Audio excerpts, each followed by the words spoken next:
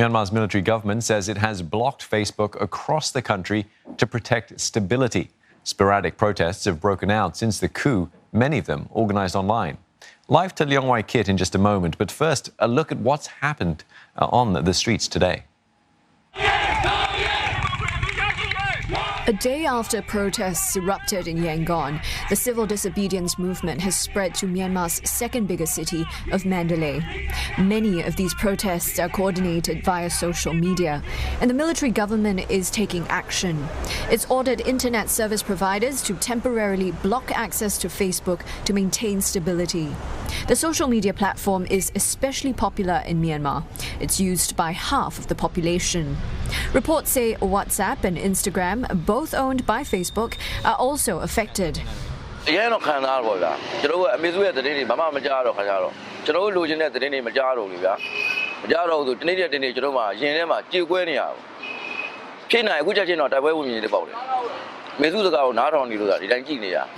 Hundreds of supporters of the military also rallied in Naypyidaw, waving the red flag of the armed forces. The United Nations chief has urged the international community to make sure the coup fails.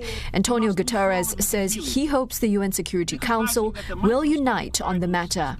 But China and Russia have already blocked initial efforts to form a joint statement. Leong Wai Kit joins us live for more. Wai Kit, how has the military government reacted to the protests?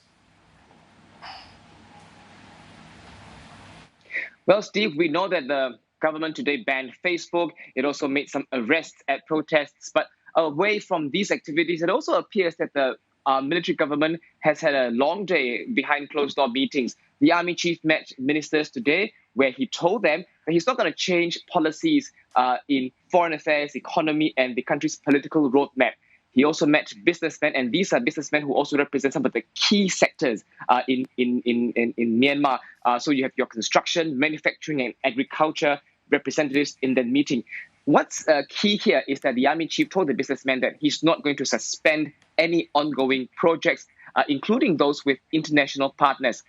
There were also closed-door meetings held within the health ministry, and understandably, that could be a very tricky meeting because these ongoing protests, number one, could give rise to potential of COVID-19 spread, being super spreader event even. And at the same time, you have to tackle a healthcare system that during the pandemic was already overstretched. And now you have disgruntled healthcare workers who threaten to quit. I must also point out that today, February 4th, was supposed to be the day when Indian vaccines, the second batch of the vaccines, were to arrive today. But because of the political situation, that arrival has been delayed by a week. Now, under Ms. Suu Kyi's previous administration, people would have started their vaccinations. General public would have started that on February 5th.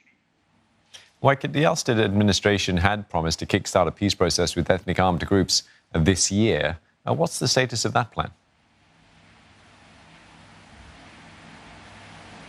Well, short answer is it will continue because don't forget last year during a very important peace conference nationwide, one of the key outcomes is that everyone agreed to continue this peace process beyond 2020. So technically, state of emergency or not, coup or not, or whether NLD still remains in power or not, technically the peace process should not be affected.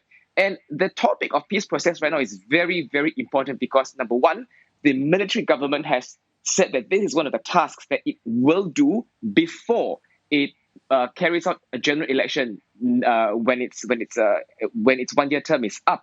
But we also know that this peace process is very long drawn, very complicated, and has made very little progress in the last 5 years. But today, local media Irrawaddy reported that there are 10 key players. These are 10 ethnic armed groups who have pledged to work together with the Myanmar army on the peace process. So how that progresses really remains to be seen. All right, many thanks for that. Leong Wai Kit speaking to us about developments in Myanmar.